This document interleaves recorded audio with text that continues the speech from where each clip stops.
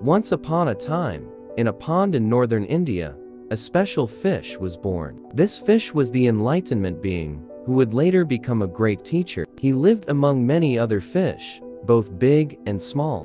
One year, there was a terrible drought. The rains did not come as they usually did, causing crops to wither and ponds, lakes, and rivers to dry up. The fish and turtles in the pond were desperate. They buried themselves deep in the mud, trying to stay wet and survive. But their efforts were in vain. The crows, seeing this, were overjoyed. They would dig into the mud, pull out the helpless fish, and eat them.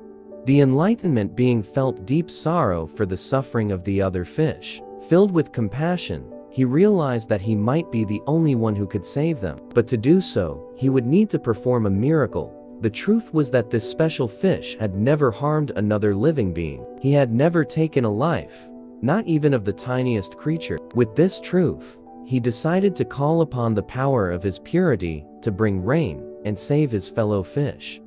With determination, he pushed himself up from the mud. He was a large fish, his body blackened by the mud, yet his eyes sparkled like rubies. He looked up to the sky and called out to Pajjunna, the god of rain. "Oh Pajjunna, my friend, the god of rain," he cried, "I am suffering for the sake of my fellow fish. Why do you withhold the rain from me, who has done no wrong? Why must I suffer along with all these innocent fish?"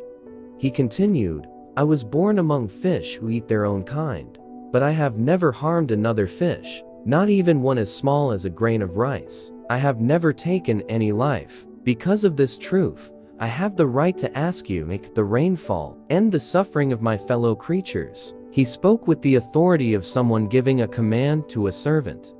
"Let the rain fall from the clouds. Do not let the crows feast on the helpless. Let them feel the sorrow of their own cruelty, and release me from this sorrow, for I have lived a life of true innocence."